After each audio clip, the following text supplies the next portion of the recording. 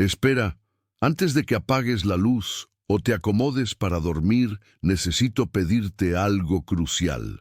Si alguna vez has sentido que alguien te observa desde el asiento trasero de tu coche cuando sabes que vas solo, o si has pasado frente a un hospital de madrugada y has sentido ese frío antinatural que cala hasta los huesos, este canal es para ti. Estamos construyendo una comunidad de buscadores de la verdad, de personas que saben que la realidad es mucho más frágil de lo que nos dicen. Tu suscripción en este momento puede ser la diferencia entre que estas historias salgan a la luz o se queden enterradas en el olvido. Si esta historia logra atraparte, si sientes ese nudo en el estómago o ese escalofrío recorrer tu espalda cuando mencione lo que vi en la avenida Dr. Balmis, por favor suscríbete ahora, dale like y activa la campanita, porque lo que estás por escuchar cambiará tu forma de ver los hospitales y los viajes nocturnos para siempre. Y créeme, vas a querer estar aquí para las próximas evidencias que tengo preparadas. Ahora sí, apaga las luces y comencemos.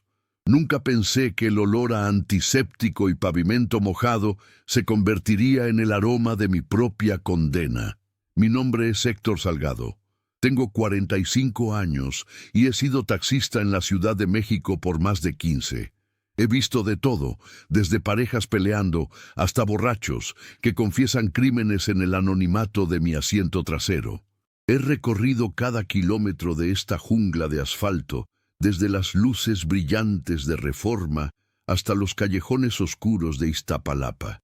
He visto amaneceres que parecían promesas divinas sobre los volcanes y he atravesado tormentas que convertían las calles en ríos negros. Pero nada, absolutamente nada, me preparó para lo que sucedió la madrugada del martes pasado frente al Hospital General.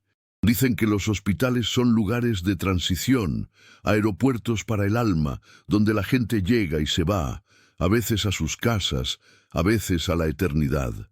Pero el Hospital General a las 3:00 am es otra cosa. Es una bestia que respira dolor. Yo suelo evitar esa zona. Mi esposa, Elena, murió ahí hace 4 años debido a una negligencia, y cada vez que paso cerca, siento que el edificio me mira, burlándose de mi duelo. Pero esa noche, la necesidad apretaba. Había sido una semana mala, de esas donde el dinero apenas alcanza para la gasolina y la renta, y necesitaba una última carrera para completar la cuota. La lluvia caía suave pero constante, creando ese efecto espejo en el pavimento que confunde la vista y cansa la mente. Iba circulando despacio, con la luz del Libre encendida, buscando algún alma desafortunada que necesitara salir de esa zona de muerte. Las calles estaban desiertas, excepto por algunos familiares durmiendo en las banquetas, envueltos en cobijas, esperando noticias que quizás nunca llegarían. Fue entonces cuando lo vi. Justo en la esquina, cerca de la entrada de urgencias, había un hombre de pie. Levantó la mano con una calma que contrastaba con la lluvia que lo empapaba. No parecía un médico, ni un paciente, ni un familiar. Llevaba un traje oscuro, un poco pasado de moda como de los años 70, y un sombrero que ocultaba sus ojos. Algo en mi instinto me gritó que siguiera de largo. Esa misma sensación que tienes cuando entras a un lugar que se siente mal, un lugar que no debería existir. Pero mi cartera vacía gritó más fuerte. Frené y quité el seguro. El hombre abrió la puerta trasera y se deslizó al interior con un movimiento fluido, casi silencioso. Al cerrar la puerta, el ruido de la lluvia y de la ciudad desapareció de golpe, como si hubiéramos entrado en una burbuja de vacío. «Buenas noches», dije, mirando por el retrovisor. No me miró. Tenía la vista fija en la ventana, observando el muro gris del hospital. «Sácame de aquí», dijo. Su voz era áspera, como piedras raspando contra metal. Una voz que me recordó inexplicablemente a la de un anciano que conocí una vez en una carretera del norte. «¿A dónde lo llevo, jefe?», pregunté, tratando de sonar casual, aunque los vellos de mi nuca estaban erizados. Solo conduce, lejos. Yo te diré cuándo parar. Arranqué el coche. Normalmente no acepto viajes sin destino fijo, pero el aire dentro del taxi se había vuelto pesado, denso. Olía a tierra húmeda y a flores marchitas, ese olor dulzón y enfermizo que uno solo encuentra en los velorios o en los cementerios antiguos. Miré el reloj del tablero, 3:03 AM, la hora maldita. Avancé por la avenida queriendo alejarme del hospital lo más rápido posible, pero entonces el pasajero se inclinó hacia adelante. No tocó el asiento, pero sentí su aliento frío en mi oreja, un frío que no tenía nada que ver con el aire acondicionado ni con la lluvia de julio. «Escucha bien, Héctor», susurró, y el uso de mi nombre, que no le había dicho, me heló la sangre. «Vamos a cruzar por zonas donde las reglas cambian. Verás cosas, verás gente pidiendo ayuda. No importa lo que veas, no importa quién parezcas ser. No les abras la puerta». Me reí nerviosamente, pensando que era una broma de mal gusto o que había subido a un loco. «Oiga, amigo, no sé de qué me habla, pero si va a empezar con cosas raras, mejor lo bajo aquí». «No puedes bajarme», respondió, y esta vez su voz tuvo múltiples tonos, como si varias personas hablaran al unísono. «Ya cruzamos el umbral, mira afuera». Miré por el parabrisas y frené de golpe. El Hospital General había desaparecido. No solo eso, la Ciudad de México había desaparecido. Ya no estaba en la avenida Doctor Balmis. La calle se extendía hacia una oscuridad infinita, bordeada no por edificios, sino por una niebla espesa que parecía tener peso. Las luces de la ciudad eran ahora puntos lejanos y distorsionados, como estrellas muriendo. «¿Qué es esto?», tartamudeé, el pánico cerrando mi garganta. «¿Dónde estamos?». «En un cruce», respondió él volviendo a su posición original. «Un lugar donde los caminos se encuentran, no solo los de asfalto, sino los otros. Sigue conduciendo. Si te detienes, ellos te alcanzarán». Mis manos temblaban sobre el volante. Quise girar en U, quise gritar, pero mi cuerpo reaccionó con ese piloto automático que desarrollamos los conductores después de años. Aceleré. El motor de Mitsuru rugió, sonando pequeño e insignificante en medio de ese silencio abrumador. Conduje por lo que parecieron minutos, pero el reloj del tablero seguía marcando las 3:03 AM. El tiempo se había detenido o había dejado de importar. Y entonces los vi. A lo lejos, entre la niebla, comenzaron a aparecer figuras. Al principio parecían sombras, pero a medida que mis faros las iluminaban, tomaban forma. Eran personas, cientos de ellas, paradas a los costados de esa carretera imposible. Algunos llevaban batas de hospital manchadas de sangre, otros vestían ropa común, pero desgarrada y sucia. Todos tenían la misma expresión de desesperación vacía, y todos, absolutamente todos, tenían los ojos negros, sin blanco, sin pupilas, como pozos sin fondo. De repente, un semáforo apareció en medio de la nada, colgando de un cable invisible. Estaba en rojo. Mi pie, por puro instinto, presionó el freno. «¡No te detengas!», gritó el pasajero, perdiendo su calma por primera vez. Pero fue tarde. El coche se detuvo, y en ese instante el silencio se rompió. Toc, toc, toc. Alguien golpeaba mi ventana. Giré la cabeza lentamente, rezando para que fuera una alucinación.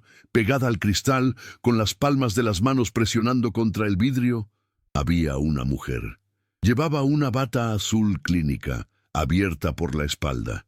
Su piel era grisácea, como la de alguien que lleva días sin ver el sol. Pero lo peor no era su piel, ni sus ojos negros. Lo peor era su voz. A pesar de que la ventana estaba cerrada, podía escucharla claramente dentro de mi cabeza. «Héctor, ábreme. Hace frío aquí afuera. Por favor, mi amor, ábreme». El corazón se me detuvo. Esa voz era la voz de Elena, mi esposa. Mis ojos se llenaron de lágrimas. Me acerqué al vidrio, tratando de ver sus rasgos a través de la mugre y la niebla. Se parecía a ella. Tenía su mismo cabello castaño, su misma nariz pequeña. —¿Elena?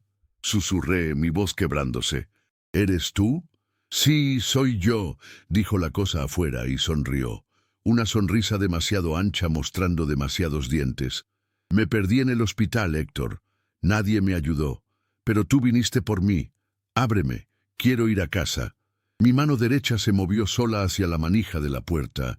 Todo mi ser gritaba que la dejara entrar, que la abrazara, que le pidiera perdón por no haber estado ahí cuando murió.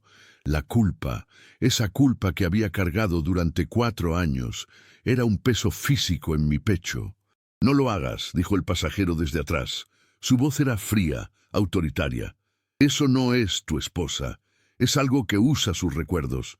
Es una máscara. —¡Cállate! —le grité, la furia y el dolor mezclándose en un rugido salvaje. —Es ella, Elena. —Mírale los ojos, Héctor —insistió el pasajero. —Mírale los ojos de verdad. Volví a mirar a la mujer. Ella seguía sonriendo, golpeando el vidrio con más insistencia ahora. —Toc, toc, toc. Ábreme, Héctor. La carretera tiene hambre y nosotros tenemos que alimentarla. Esa frase. Elena nunca diría eso. Me obligué a mirar sus ojos, esos agujeros negros que llevaban a ninguna parte, y entonces vi, en el reflejo de sus pupilas vacías, no mi rostro, sino una oscuridad que se movía como gusanos retorciéndose. —No eres ella —dije, retrocediendo hacia el centro del auto. La sonrisa de la mujer se desvaneció al instante. Su rostro se contorsionó en una mueca de odio puro. Abrió la boca y soltó un alarido que no era humano. Era el sonido de metal raspando contra metal. —¡Acelera! —ordenó el pasajero. Esta vez obedecí. Pisé el acelerador a fondo, ignorando la luz roja, ignorando a la cosa que golpeaba mi ventana con tanta fuerza que temí que el cristal estallara. El coche derrapó y salió disparado hacia la niebla. Miré por el retrovisor y vi cómo la figura de Elena se quedaba atrás, pero no estaba sola. Las otras figuras, las cientos de sombras a los lados del camino, comenzaban a correr tras nosotros, moviéndose de esa manera espasmódica y antinatural, como marionetas tiradas por cuerdas invisibles. —Lo hiciste bien —dijo el pasajero recostándose de nuevo—. Pero esto apenas empieza. Hay peores cosas que la culpa en este camino. Mi respiración era un silbido agónico dentro de la cabina del Tsuru. Mis manos, aferradas al volante, estaban blancas por la presión. Habíamos dejado atrás a la figura que usaba el rostro de mi esposa, pero su grito todavía resonaba en mis oídos, mezclándose con el rugido del motor. Miré por el espejo retrovisor. La niebla se había tragado a las sombras, pero la sensación de ser perseguido persistía, como un picor en la base de la columna. —¿Qué era eso? —pregunté, mi voz temblando. —Dijiste que usan nuestros recuerdos. ¿Cómo sabía mi nombre? ¿Cómo sabía lo que le pasó a Elena?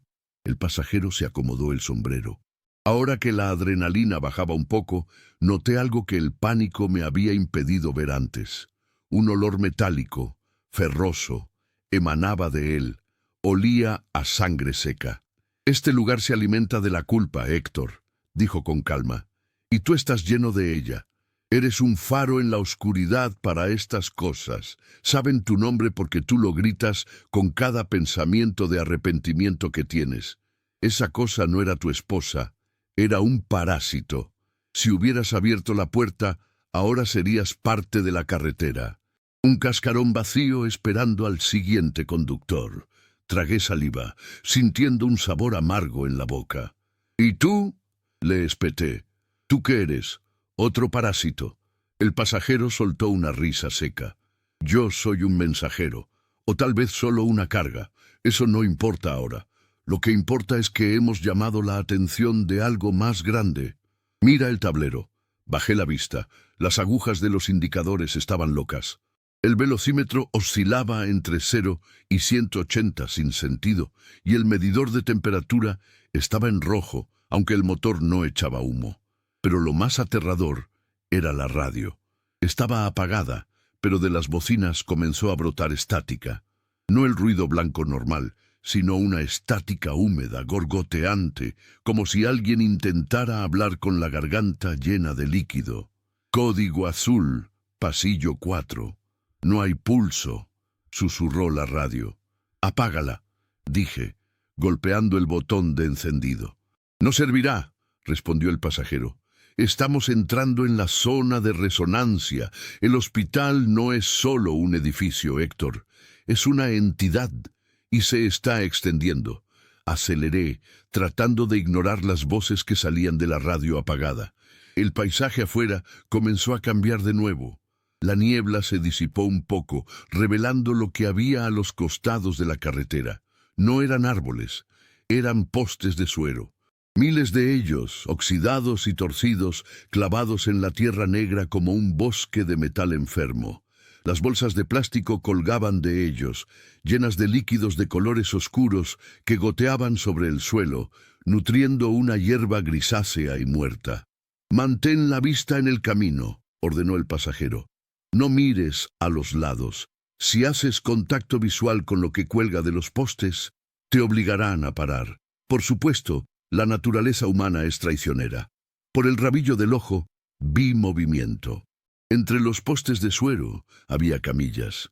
Cientos de camillas de hospital abandonadas, algunas volcadas, otras con bultos cubiertos por sábanas blancas que se movían espasmódicamente. «¡Ayuda!», gritó una voz desde la cuneta.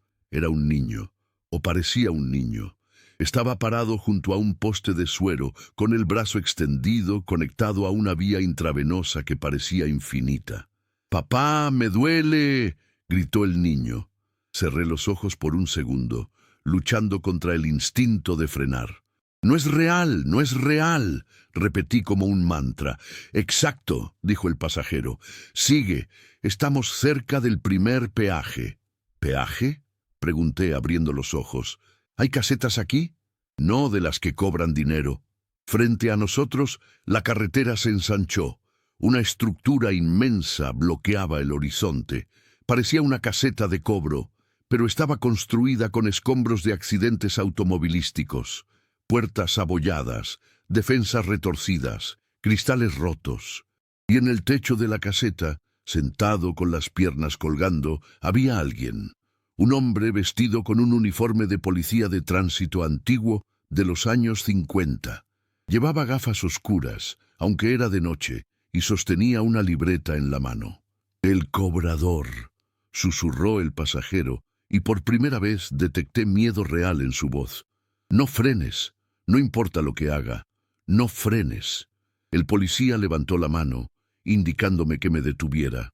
Su silueta era imponente, recortada contra el cielo sin estrellas. «Me va a disparar si no paro», dije, viendo cómo desenfundaba un arma. «Si paras, te quitará algo más que la vida», respondió mi acompañante. «Acelera, atraviésalo si es necesario». Pisé el acelerador a fondo. El Tsuru vibró violentamente. El policía no se movió. Se quedó ahí, impasible, apuntándome con el arma directamente a la cara a través del parabrisas. «¡Agáchate!», gritó el pasajero. Me incliné sobre el volante justo cuando escuché el disparo. ¡Bang! El parabrisas estalló en 1000 pedazos, pero no cayó hacia adentro. Los fragmentos se quedaron suspendidos en el aire por un segundo, brillando como diamantes negros, y luego se desvanecieron. Al levantar la vista, vi que habíamos cruzado la caseta.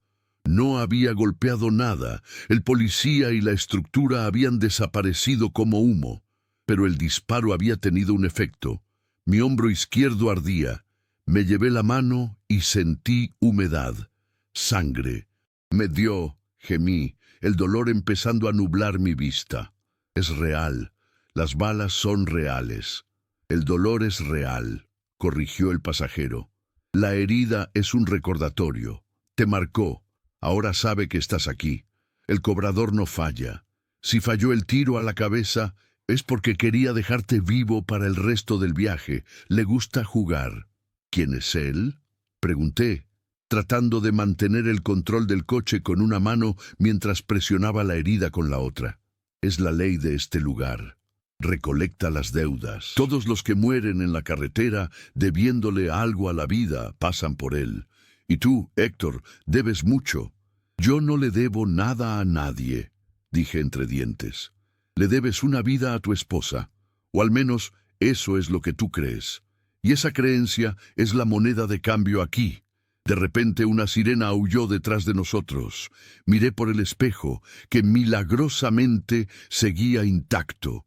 Unas luces rojas y azules giraban en la oscuridad, acercándose a una velocidad imposible. «No es la policía», dijo el pasajero. «Es una ambulancia». Pero no de las que salvan vidas. La ambulancia era vieja, una de esas camionetas cuadradas de los 80, despintada y oxidada. No tenía conductor visible, pero se acercaba rugiendo, embistiendo el aire. «Nos va a sacar del camino», advertí. «No dejes que te rebase. Si se pone a tu lado abrirán las puertas traseras, y si ves lo que hay adentro, perderás la cordura». La ambulancia golpeó mi defensa trasera. El impacto sacudió el taxi y casi me hizo perder el control. El dolor en mi hombro era agudo, punzante, pero el terror era un anestésico poderoso. «Hazte a la izquierda», gritó el pasajero. Giré el volante bruscamente. El taxi derrapó, las llantas chillando contra un asfalto que parecía hecho de piel curtida. La ambulancia pasó rozando mi costado derecho, sacando chispas. Pude ver el interior de la cabina de la ambulancia por un segundo. Estaba vacía. El volante giraba solo, pero en la parte trasera, las ventanas de las puertas traseras estaban cubiertas de manos. Manos pequeñas, manos grandes, manos viejas, todas golpeando el cristal desde adentro, desesperadas por salir. «¡Están atrapados!», grité, horrorizado. «Son los pacientes que nunca llegaron», dijo el pasajero con frialdad. «Los que murieron en el traslado. La carretera los reclama. No los mires. Acelera, carajo». La ambulancia se emparejó con nosotros. Las puertas traseras se abrieron de golpe, oscilando violentamente. Y entonces vi el interior. No había camillas, ni equipo médico. El interior de la ambulancia era un túnel infinito. Un pasillo de hospital que se extendía kilómetros hacia adentro, iluminado por luces fluorescentes parpadeantes. Y al final de ese pasillo imposible, algo venía corriendo hacia nosotros. Algo grande, hecho de batas quirúrgicas cosidas entre sí y extremidades sobrantes. «¡Frena!», ordenó el pasajero. «Dijiste que no frenara. Ahora frena, déjala pasar». Pisé el freno con ambos pies.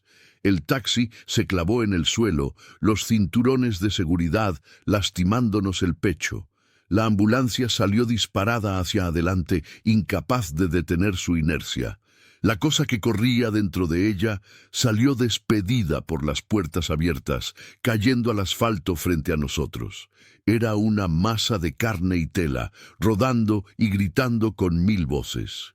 La ambulancia siguió su camino, desapareciendo en la oscuridad, abandonando a su carga. «Rodéalo», dijo el pasajero. «No pases por encima. Si tocas esa cosa, se pegará a las llantas y nunca nos dejará ir». Maniobré el coche con cuidado, rodeando la abominación que se retorcía en el suelo. Parecía estar tratando de reconstruirse, de formar un cuerpo humano a partir del caos. Al pasar a su lado, una mano se estiró y golpeó mi puerta. ¡Bam! Dejó una marca de sangre negra en la lámina. Aceleré de nuevo, dejando atrás el horror. Mi corazón latía tan fuerte que me dolían las costillas. «¿Cuánto falta?», pregunté, jadeando. «No sé cuánto más pueda aguantar esto». «Falta lo peor», respondió el pasajero. «Estamos llegando al pabellón psiquiátrico». El entorno cambió radicalmente, los postes de suero desaparecieron. Ahora, la carretera estaba flanqueada por muros altos de azulejos blancos, sucios y rotos. Parecía que estábamos conduciendo por un pasillo gigante al aire libre. El techo era el cielo nocturno, pero estaba bajo, opresivo, como si pudiéramos tocar las nubes negras con la mano. Y el sonido era lo peor. Ya no era estática de radio, eran susurros. Millones de susurros rebotando en los azulejos. Risas contenidas, llantos ahogados, conversaciones sin sentido. No escuches, advirtió mi copiloto. Tratarán de confundirte. Te dirán cosas que solo tú sabes. Secretos. ¿Por qué sabes tanto? Le pregunté, mirándolo de reojo.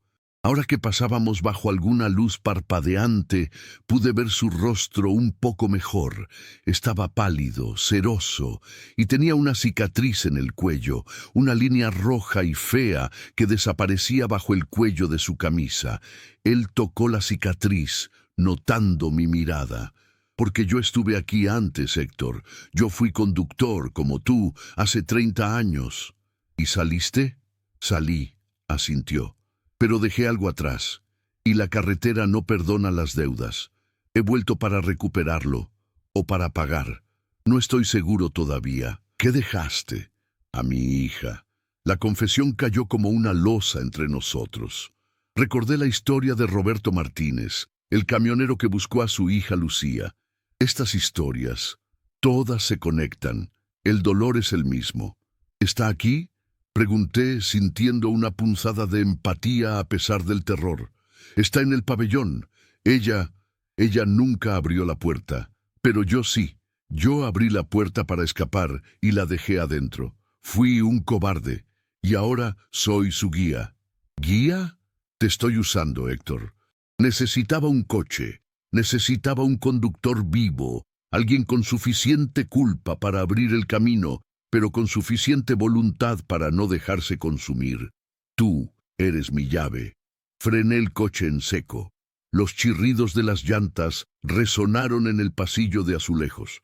«¿Me estás diciendo que me trajiste a este infierno a propósito?», le grité girándome hacia él.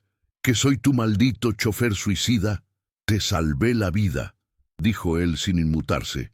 «Esa cosa en la esquina del hospital, la que parecía una enfermera, ya te había marcado. Si yo no subía, ella lo habría hecho, y ella no te habría pedido que condujeras. Te habría devorado ahí mismo. Quiero volver», golpeé el volante. «Bájame de esto». «No hay vuelta atrás, Héctor. La única salida es a través. Tenemos que llegar al final del pabellón. Ahí está la salida, y ahí está ella. Si me ayudas a sacarla, te mostraré cómo volver a la avenida Doctor Balmis. Si me dejas aquí, ambos moriremos. Y tu esposa, la cosa que usa su cara, vendrá por ti para siempre». Lo miré a los ojos. Bajo la sombra del sombrero vi desesperación, una desesperación antigua, macerada en décadas de remordimiento. Era la misma mirada que yo veía en el espejo cada mañana al rasurarme, la mirada de un hombre que falló a quien más amaba. «Está bien», dije, resignado. «Vamos por tu hija, pero si salimos de esta, me vas a pagar la carrera más cara de la historia». Él esbozó una media sonrisa triste. «Trato hecho. Ahora, cuidado. El suelo cambia». Arranqué de nuevo, tenía razón, el asfalto desapareció. Ahora las llantas rodaban sobre baldosas de hospital, ese piso de linóleo que rechina. El sonido era enloquecedor. Y... A los lados, en los muros de azulejos, comenzaron a aparecer puertas. Puertas de metal con pequeñas ventanillas de vidrio reforzado. De cada puerta salían brazos. Brazos pálidos, largos, anormalmente estirados, tratando de alcanzar el taxi.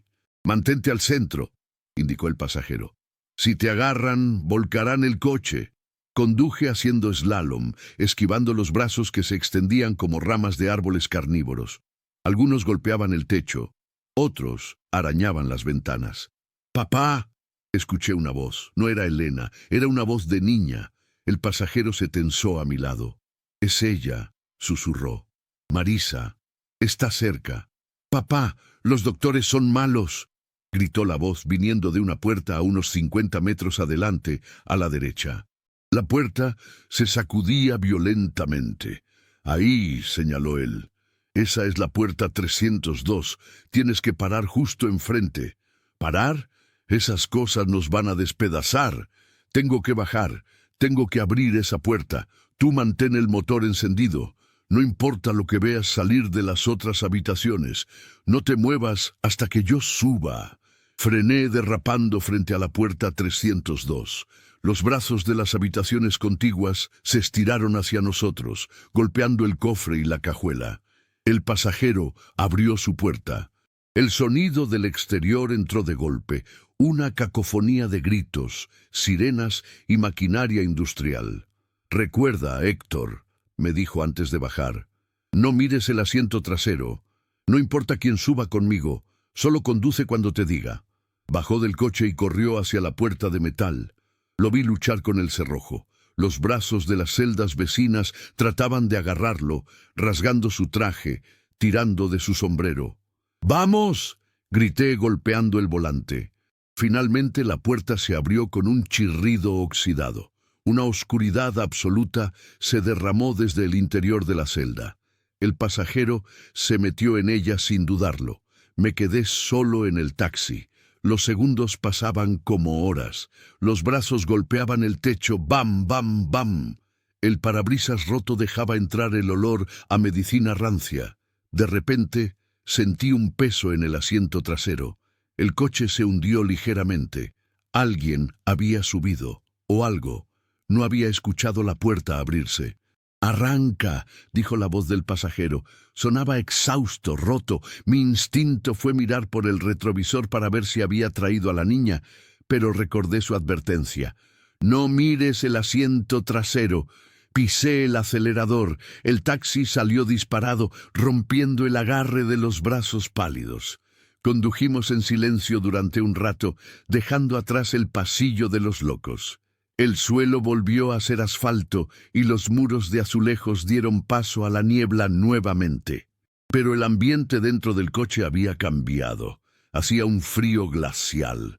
Mi aliento se condensaba en el aire y había un olor nuevo. Olor a tierra mojada y flores, pero mucho más intenso, casi sofocante, y escuchaba algo más. Una respiración, no la del hombre. Una respiración rasposa, pequeña, rápida. «¿Está bien?», pregunté mirando fijamente al frente. «No lo sé», respondió el hombre. «Está cambiada. El tiempo aquí no pasa igual. Ella ha estado sola mucho tiempo». «¿Tengo miedo, papá?», susurró una vocecita desde atrás. Se me erizó la piel. La voz sonaba doble, como si dos niñas hablaran al mismo tiempo. «Ya pasó, mi amor. Ya vamos a casa», dijo el hombre, su voz temblando. De pronto, el paisaje se abrió. La niebla desapareció por completo y nos encontramos en un desierto nocturno, iluminado por una luna roja, enorme y enferma. A lo lejos, vi luces. Parecía una gasolinera. «¿Eso es la salida?», pregunté esperanzado. «Es el oasis», dijo el pasajero. «La gasolinera del olvido. Es el último punto seguro antes del descenso final. Tenemos que parar. El coche necesita combustible y nosotros necesitamos sellar el pacto». «¿Qué pacto?», pregunté desconfiado. «Para salir de aquí, Héctor, hay que dejar algo a cambio. Nadie sale gratis. Yo recuperé a mi hija, pero tú tienes que decidir qué vas a dejar. Yo no traje nada, no tengo nada. Tienes tu dolor, tienes tu culpa o tienes tu vida. Tú eliges». Entramos a la gasolinera. Era una estructura antigua de los años 50, con bombas de gasolina de esas que tienen relojes analógicos. No había empleados. Solo un perro flaco, negro, sentado junto a una de las bombas, mirándonos con ojos humanos. Apagué el motor. El silencio del desierto era absoluto. «Baja», dijo el pasajero, «pero no mires atrás al salir». Abrí mi puerta y bajé. El aire era seco y caliente, un contraste brutal con el frío del coche. El pasajero bajó también. Por primera vez lo vi claramente bajo la luz de neón parpadeante de la gasolinera.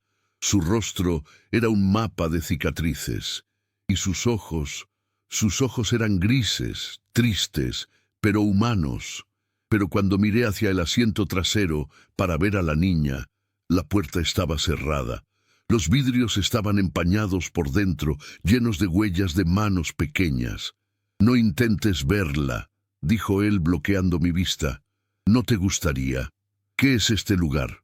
Es donde decides, Héctor. Mira allá. Señaló hacia la tienda de conveniencia de la gasolinera. A través del cristal sucio vi a alguien adentro, alguien de espaldas, acomodando productos en un estante. Llevaba un suéter que reconocí al instante, un suéter verde tejido a mano. Era el suéter que Elena llevaba el día que murió. «Es una prueba», dijo el hombre. «Entra. Si logras salir sin comprar nada, serás libre. Si aceptas lo que ella te ofrece, te quedarás aquí para siempre, despachando gasolina a los condenados». Mis piernas se movieron solas hacia la tienda. Sabía que era una trampa. Sabía que esa no era Elena, pero la esperanza es un veneno lento. El timbre de la puerta sonó «ding dong» al entrar. El aire acondicionado estaba a tope, helado. La figura en el mostrador se giró. Era Elena, pero no la versión monstruosa que había golpeado mi ventana. Era Elena tal como la recordaba antes del hospital. Sana, sonriente, con ese brillo en los ojos que me enamoró. «Hola, mi amor», dijo ella con su voz natural cálida. «Tardaste mucho, el café ya está listo». Señaló una cafetera humeante en el mostrador. Junto a ella había un plato con mis galletas favoritas. «Siéntate, Héctor. Descansa. Ya condujiste suficiente.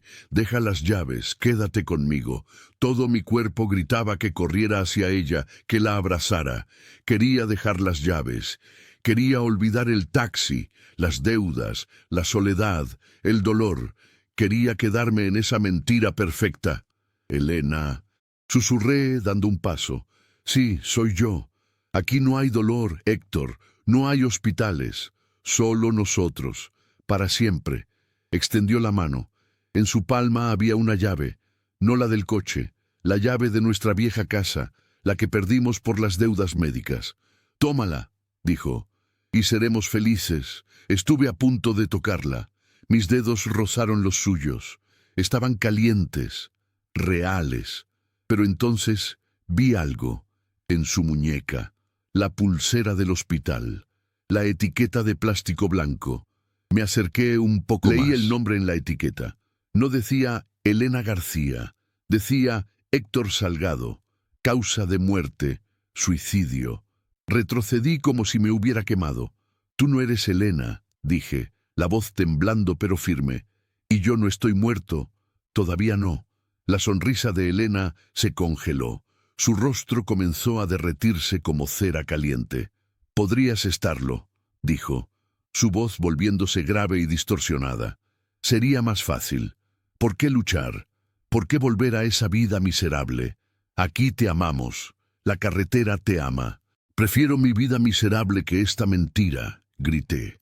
Me di la vuelta y corrí hacia la puerta. «No puedes irte», rugió la cosa a mis espaldas. Los estantes comenzaron a caer, las latas y botellas explotando en géiseres de sangre y aceite. Salí de la tienda tropezando, cayendo al asfalto caliente. El pasajero me esperaba junto al taxi. El perro negro ladraba furiosamente hacia la tienda. «¡Sube!», gritó el hombre. «Ahora».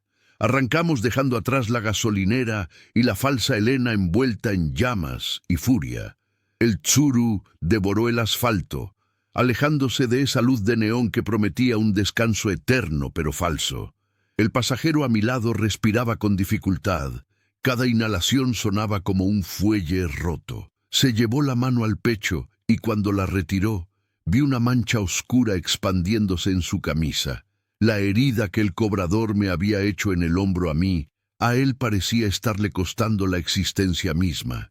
«Se nos acaba el tiempo, Héctor», dijo mirando su propia sangre negra. «El pacto del oasis nos dio velocidad, pero nos quitó resistencia». «¿Qué le pasa?», pregunté mirándolo de reojo. «¿Por qué sangra usted si el disparo me dio a mí?» «Estamos vinculados, tú eres el cuerpo, yo soy la sombra. Lo que te hiere a ti me mata a mí. Y lo que me mata a mí». Hizo una pausa y señaló hacia el asiento trasero con la cabeza. «La deja a ella desprotegida». Miré por el retrovisor, olvidando por un segundo la advertencia. La niña, Marisa, estaba sentada en el centro. Pero no era una niña normal. Su piel tenía la textura de la porcelana agrietada y sus ojos... Dios, sus ojos eran dos agujeros que atravesaban el asiento y el coche hasta llegar al asfalto que corría debajo. No tenía pupilas, solo una oscuridad giratoria. «¡Papá!», dijo ella, y su voz no salió de su boca, sino de las bocinas del coche. «¿Tienen hambre? Ya vienen». «¿Quiénes vienen?», pregunté, el pánico volviendo a cerrar mi garganta.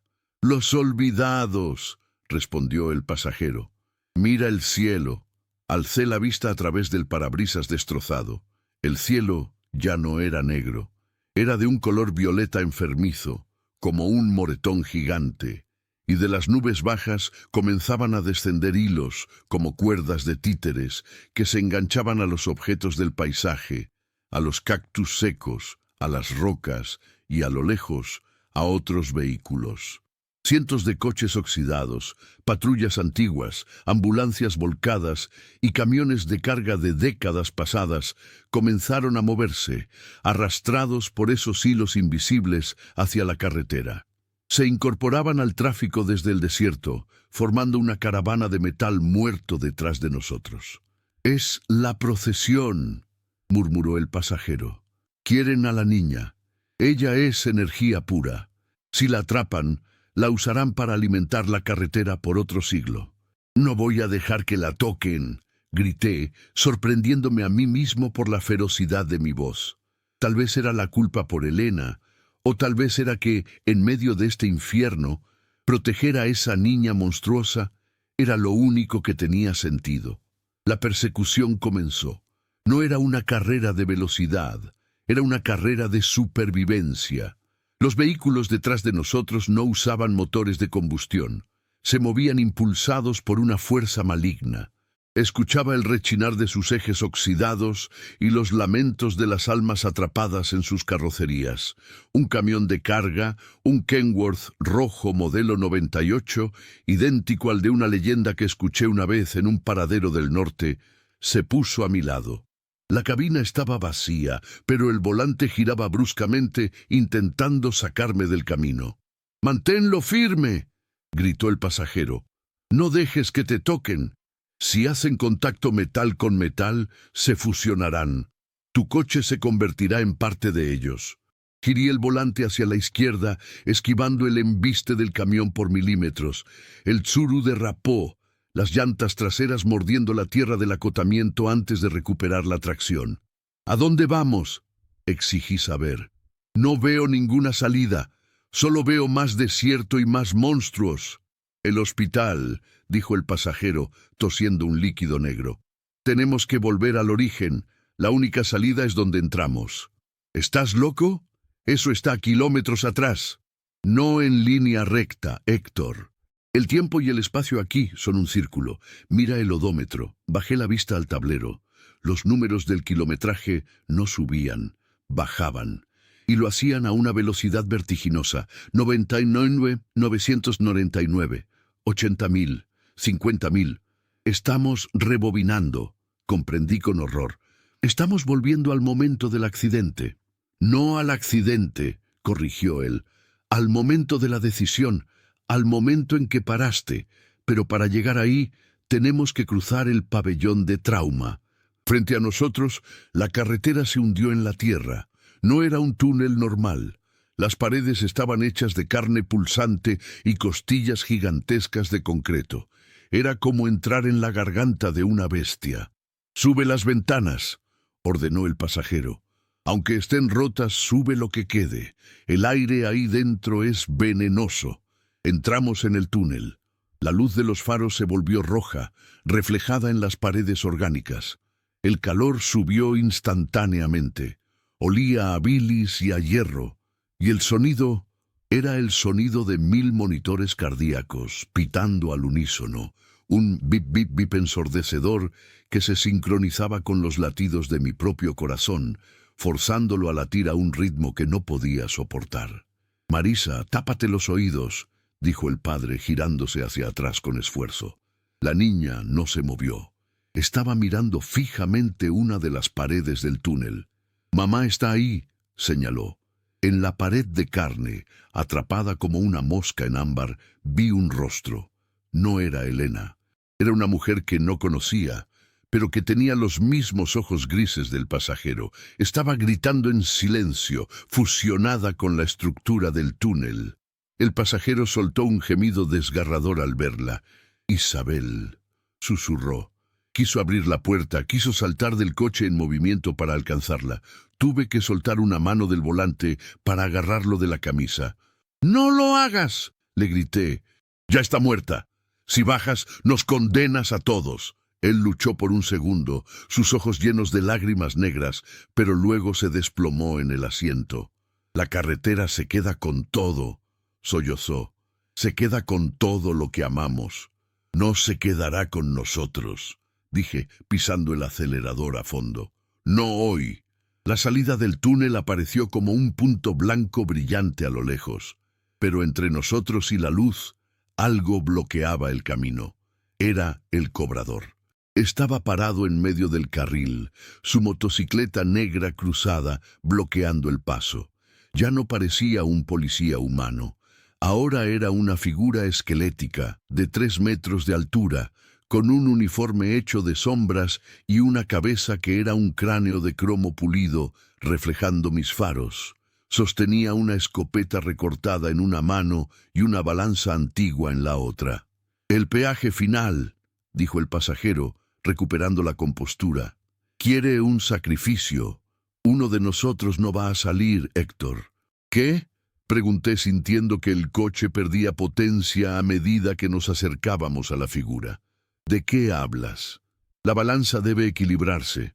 Una vida entra, una vida sale. Yo ya estoy muerto, Héctor. Mi vida no cuenta. La de Marisa tampoco. Ella pertenece a este lugar a menos que alguien pague por ella». Me miró fijamente. «Tú eres el único vivo. Tú eres la moneda de cambio. ¿Me estás pidiendo que me entregue?» El miedo se convirtió en ira. «Tengo una vida. Tengo cosas que hacer». «Tienes una vida vacía, llena de culpa», replicó él.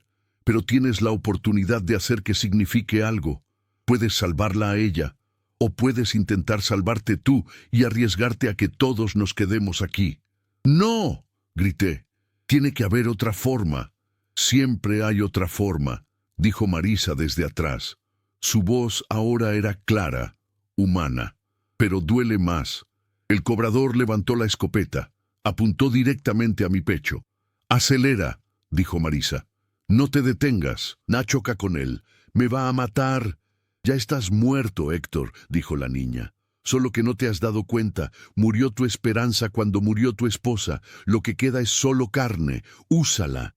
Las palabras de la niña me golpearon más fuerte que cualquier bala. Tenía razón. Desde que Elena murió, yo solo había sido un fantasma conduciendo un taxi, un autómata esperando el final. Miré al cobrador, miré la salida brillante detrás de él. «Agárrense», dije, y cerré los ojos. No pisé el freno. Pisé el acelerador hasta que el pedal tocó el metal del piso. El motor del Tsuru rugió como una bestia herida, sobrepasando las revoluciones, a punto de estallar. Sentí el impacto. No fue como chocar contra un cuerpo o una moto. Fue como chocar contra una pared de agua helada. El parabrisas terminó de desintegrarse, el metal se retorció gritando y el mundo se volvió blanco. Hubo un sonido de cristal rompiéndose, pero no era el del coche. Era el sonido de la realidad fracturándose. Sentí que volaba, sentí que caía, sentí un dolor agudo en el pecho justo donde el cobrador había apuntado, pero no había sangre, había luz. Abrí los ojos, estaba parados. El coche humeaba, el cofre completamente destrozado, doblado hacia arriba como un acordeón. Pero no estábamos en el túnel, estábamos frente al Hospital General. Eran las 13:00 am. La lluvia caía suavemente sobre el asfalto. Miré a mi lado. El asiento del pasajero estaba vacío. No había hombre, no había sangre negra. Miré hacia atrás. Marisa no estaba. ¿Fue un sueño?, murmuré tocándome el pecho. No había herida de bala, solo el dolor fantasma del impacto. Pero entonces vi algo en el asiento del copiloto. Un sombrero. El sombrero viejo, estilo años 70, que llevaba el pasajero. Y debajo del sombrero una foto. La tomé con manos temblorosas. Era una foto Polaroid, vieja y amarillenta. Mostraba a un hombre joven, sonriendo junto a un taxi antiguo, abrazando a una niña pequeña con un vestido de domingo. Al reverso había algo escrito con tinta azul desvaída. Gracias por abrir la puerta. Roberto y Marisa, 1985. Un escalofrío me recorrió la espalda. 1985. El año del terremoto. El año en que el Hospital General se derrumbó. Ellos habían estado atrapados ahí desde entonces, atrapados en el trauma, en el momento de la muerte, y yo los había sacado. Un golpe en la ventana me hizo saltar. Toc, toc, toc. Giré la cabeza, aterrorizado, esperando ver a la falsa Elena o al cobrador. Pero era un policía real, joven, con impermeable amarillo. «Oiga, jefe», dijo su voz amortiguada por el vidrio. «No se puede estacionar aquí. Es entrada de ambulancias y... Oiga, ¿qué le pasó a su coche? Parece que chocó contra un tren». Bajé del auto, las piernas temblando, miré el frente del Tsuru. Estaba destruido. El radiador chorreaba agua verde, el cofre estaba hundido. «Yo tuve un accidente», balbuceé. «Creo».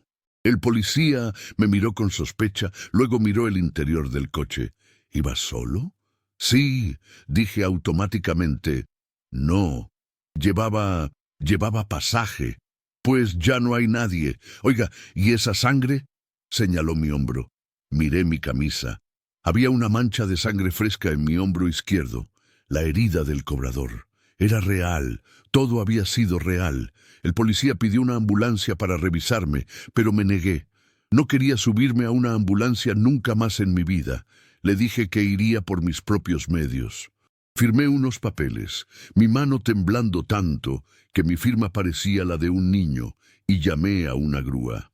Mientras esperaba, sentado en la banqueta bajo la lluvia, observé la entrada del Hospital General. Ya no sentía esa presencia malévola, esa burla que sentía antes.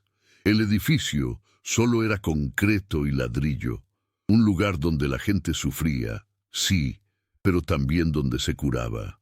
La entidad, la bestia, parecía haberse calmado, o tal vez, simplemente, yo ya no estaba en su frecuencia. La grúa se llevó mi taxi, mi herramienta de trabajo, mi segunda casa.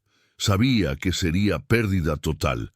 No tenía seguro que cubriera daños por entidades paranormales. Estaba arruinado económicamente, pero mientras veía las luces traseras de la grúa alejarse, sentí algo que no había sentido en 4 años. Paz. Metí la mano en mi bolsillo y saqué las llaves de mi casa. Las llaves reales, no las que la falsa Elena me había ofrecido. Recordé las palabras de Marisa. Murió tu esperanza cuando murió tu esposa. Lo que queda es solo carne. Apreté las llaves hasta que me dolieron los dedos. No, dije en voz alta para que la calle y la noche me escucharan. Todavía estoy vivo, y mientras esté vivo, no voy a dejar que la carretera me trague. Caminé hacia la estación de metro más cercana. Necesitaba llegar a casa. Necesitaba dormir. Pero antes hice una parada. En un bote de basura, cerca de la entrada del metro, tiré el sombrero del pasajero. No quería conservar nada de ese mundo. Pero la foto me la guardé. La puse en mi cartera, junto a la única foto que conservaba de Elena. Era un recordatorio de que hay puertas que se pueden abrir y puertas que deben permanecer cerradas para siempre. Pensé que todo había terminado. Pensé que había pagado el peaje y que era libre. Qué equivocado estaba. Llegué a mi departamento al amanecer. Era un lugar pequeño, lleno de cajas de mudanza que nunca desempaqué después de la muerte de Elena. El polvo cubría los muebles. Me dejé caer en el sofá sin fuerzas ni para quitarme los zapatos. Cerré los ojos, esperando que el sueño me llevara lejos. Pero justo cuando estaba a punto de quedarme dormido, lo escuché. Un sonido suave, rítmico. viniendo de la cocina. Goteo, goteo, goteo. Me levanté, pensando que había dejado mal cerrada la llave. Caminé hacia la cocina. El suelo estaba seco, el grifo estaba cerrado, pero el sonido continuaba y venía de adentro del refrigerador. Con un presentimiento horrible en el estómago, acerqué la mano a la manija del refrigerador. Estaba helada, más de lo normal. Abrí la puerta, la luz del refrigerador parpadeó. No había comida adentro. Los estantes habían desaparecido. En su lugar había un pasillo largo, oscuro, con paredes de azulejos blancos. Y al fondo de ese pasillo, pequeñita por la distancia, había una figura sentada en una silla de ruedas. Llevaba una bata azul clínica y estaba de espaldas. «Héctor», susurró la voz de Elena desde el fondo del refrigerador. «Olvidaste algo en el coche». Cerré la puerta de un golpe, me recargué contra ella, respirando agitadamente. No es real, no es real, no es real. Pero entonces vi algo en la mesa de la cocina, algo que yo no había puesto ahí. Era un ticket de gasolina, un ticket antiguo, manchado de grasa. Lo tomé, tenía el logotipo de El Oasis, y en el reverso una nota escrita con letra roja y temblorosa. El peaje se paga completo. Una vida entra, una vida sale. Tú saliste. ¿Quién entró en tu lugar? El mundo se me vino encima. Recordé el momento del choque con el cobrador. Recordé la luz blanca. ¿Y si yo no había sobrevivido? ¿Y si el Héctor que salió del coche era solo lo que quedó? O peor aún, ¿y si al salir yo, al romper el equilibrio, había dejado la puerta abierta para que algo más entrara conmigo? Corrí al espejo del baño. Me miré. Mi reflejo me devolvió la mirada. Estaba pálido, ojeroso, con sangre seca en la camisa. Pero mis ojos... Me acerqué al espejo hasta que mi nariz tocó el vidrio. Mis pupilas no eran redondas, eran alargadas, como grietas en el pavimento. Y en el fondo de esa oscuridad vi algo moverse. Un camión rojo, una carretera infinita. Y escuché el susurro del pasajero en mi propia mente, con mi propia voz. Ahora tú eres el conductor, Héctor, y la carretera siempre tiene hambre. Retrocedí tropezando, tirando frascos y cepillos de dientes al suelo. Me toqué los ojos tratando de arrancarme esa visión, pero mis dedos solo encontraron párpados y lágrimas calientes. «¡No!», grité. «¡Yo estoy aquí! ¡Yo soy yo!». El teléfono de la casa comenzó a sonar. Ring, ring. Era un teléfono viejo de línea fija que no había usado en meses. Lo tenía solo porque venía con el paquete de internet. Lo miré con terror. No quería contestar. Sabía quién era, pero el sonido era insistente, taladrando mi cerebro. Levanté el auricular lentamente. «Bueno», dije, mi voz apenas un hilo. «Señor Salgado», dijo una voz formal, burocrática. «Le llamamos del Hospital General». Mi corazón se detuvo. «¿Sí? Tenemos a un paciente aquí que afirma ser usted. Llegó anoche en una ambulancia, gravemente herido tras un choque. No tiene identificación, pero no deja de repetir su nombre y su dirección. Dice que alguien le robó su vida». Solté el teléfono. El auricular quedó colgando, balanceándose, golpeando la pared. Toc, toc, toc. Golpearon a la puerta de mi departamento. No eran golpes normales, eran golpes pesados, autoritarios. «¡Policía!», gritó una voz. «¡Abra la puerta!». Me asomé por la mirilla. No era la policía, era el cobrador. Llevaba su uniforme de los años 50, sus gafas oscuras, y sonreía. «Abre, Héctor», dijo, y su voz atravesó la madera. «Venimos a devolverte lo que se te cayó». Miré hacia la ventana. Estaba en un tercer piso. Si saltaba, me rompería las piernas o moriría. Pero era mejor que abrir esa puerta. Abrí la ventana. El aire de la mañana estaba frío. La calle abajo parecía normal. Gente caminando, coches pasando. El mundo real. ¿O era otra ilusión? «La carretera está en todas partes», susurró la voz del pasajero en mi cabeza. No puedes huir de lo que llevas dentro. Me subí al marco de la ventana. Prefiero morir, dije. Prefiero morir de verdad que ser su chofer. Esa es la cuestión, Héctor, respondió la voz. Ya lo hiciste. Y me empujó. No sentí manos en mi espalda. Sentí mi propia voluntad traicionándome, o tal vez aceptando el destino. Caí. El viento silbó en mis oídos. Vi el pavimento acercarse rápidamente. Cerré los ojos esperando el impacto final, la oscuridad absoluta, pero el impacto nunca llegó. Caí y seguí cayendo. El pavimento se disolvió en niebla gris. Los edificios se estiraron y se convirtieron en postes de suero gigantes. Aterricé suavemente en el asiento del conductor de un coche. Mis manos agarraron el volante con familiaridad. Abrí los ojos. Estaba en Mitsuru. El parabrisas estaba intacto. El motor ronroneaba suavemente. Miré por el retrovisor. El asiento trasero estaba vacío. Miré por la ventana. Estaba parado frente al Hospital General. Eran las 3:00 am. Llovía. Un hombre estaba parado en la esquina, bajo la lluvia. Llevaba un traje oscuro y un sombrero. Levantó la mano. Yo conocía esa escena. La había vivido 1000 veces. O tal vez era la primera vez. El tiempo es un círculo en la carretera. Mi mano se movió hacia la palanca de velocidades. Podía arrancar, podía irme a casa, abrazar el recuerdo de Elena y vivir mi vida miserable, pero segura. Pero entonces vi sus ojos bajo el sombrero. Eran mis ojos. El hombre en la esquina era yo, o una versión de mí, perdida, buscando una salida. Y yo era el conductor. Entendí entonces mi condena y mi propósito. Yo no había escapado.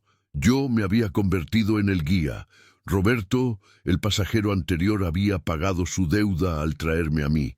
Él había salido, liberando a su hija, pero dejando un reemplazo. Yo. Ahora era mi turno. Tenía que recoger al pasajero. Tenía que llevarlo a través del infierno. Tenía que intentar salvarlo, o usarlo para salvarme yo algún día. Quité el seguro de la puerta. El hombre se subió. «Buenas noches», dijo con mi propia voz, áspera y cansada. «Buenas noches», respondí, mirándolo por el retrovisor con mis ojos negros infinitos. «¿A dónde te llevo?» «Lejos», dijo él. «Solo sácame de aquí». Sonreí. Una sonrisa triste, antigua. «Sujétate», dije. «El camino es largo y no les gusta que paremos». El Hospital General se desvaneció en la niebla detrás de nosotros. La carretera se extendía hacia el infinito, hambrienta, eterna. Ya no tenía miedo. El miedo es para los vivos. Yo era algo más. Era el guardián del asfalto, el barquero de los condenados. Mientras conducía, encendí la radio. La estática gorgoteó, y luego una voz clara, la voz de Elena, susurró: «Bienvenido a casa, Héctor». No la apagué. Dejé que su voz me acompañara. Era el único consuelo en la eternidad de la noche. Esta es mi confesión. No sé cómo esta historia llegó a ti. Tal vez la encontraste escrita en un papel arrugado en el asiento trasero de un taxi. Tal vez te la contó un conductor que te pareció extraño, que no te miraba a los ojos. O tal vez tú eres mi próximo pasajero. Si alguna vez estás en la Ciudad de México, cerca de la avenida Dr. Balmis, a las 3:00 am, y ves un suru blanco, antiguo, con la luz del Libre encendida, no lo pares, no levantes la mano, porque si subes, te llevaré a lugares donde los mapas no sirven. Te mostraré tus propios pecados, y te daré una opción: pagar la deuda o tomar el volante. He visto cosas que harían que tu mente se rompiera. He visto ciudades hechas de huesos. He visto ríos de sangre coagulada bajo puentes de autopista. Pero lo peor es la esperanza de que la próxima vez la puerta se abra y sea realmente la salida. Llevo contando esto 1000 veces a cada pasajero nuevo, buscando al que entienda, al que pueda romper el ciclo. ¿Eres tú? ¿Tienes suficiente culpa para entrar? ¿Tienes suficiente amor para salir? Miro el reloj. Siempre son las 3:03 a.m. El hombre atrás de mí está llorando. Ve a su madre en la orilla de la carretera.